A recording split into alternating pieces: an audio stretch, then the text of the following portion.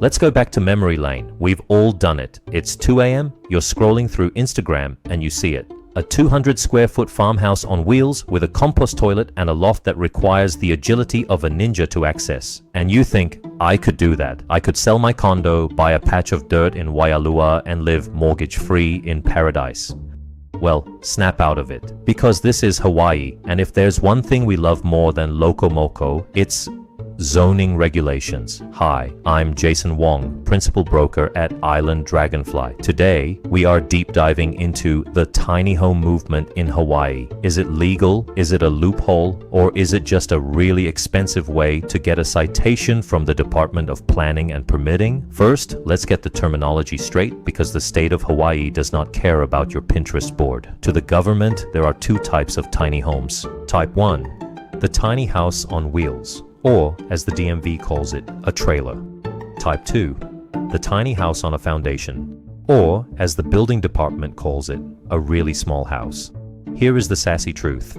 If it has wheels, it is generally considered a vehicle. In most residential zones, especially on Oahu, you cannot legally live in a vehicle permanently. You can park it, you can look at it, you can invite your friends inside to marvel at your Murphy bed. But the second you sleep in it every night, you are technically violating the habitation in a vehicle codes. Is it enforced? Only if your neighbors complain. But as a broker, I can't recommend a business plan based on hoping Mrs. Tanaka next door doesn't call the inspector. If you want to go legit, you have to stop calling it a tiny home and start calling it an ADU, an accessory dwelling unit. This is where the actual opportunity is.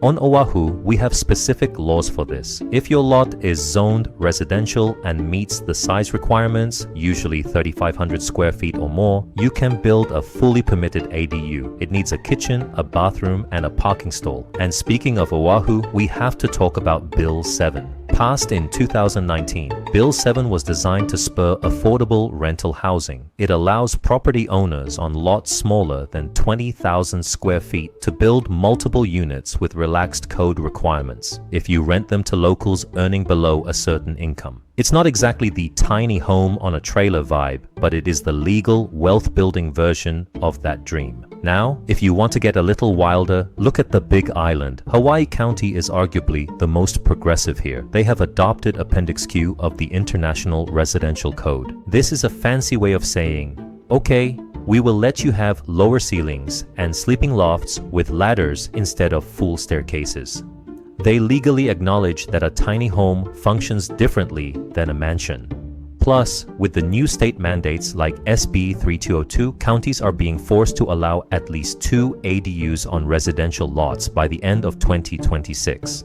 The laws are loosening, but the Wild West days are over. So, will Hawaii allow this alternative? Yes, but they want it on concrete, permitted, and hooked up to the sewer or septic. They don't want a shantytown, they want density. If you are looking to buy land to drop a tiny home on, or if you want to maximize your current property with an ADU that actually adds value to your portfolio, don't guess. I'm Jason Wong with Island Dragonfly. I will see you later, my friend.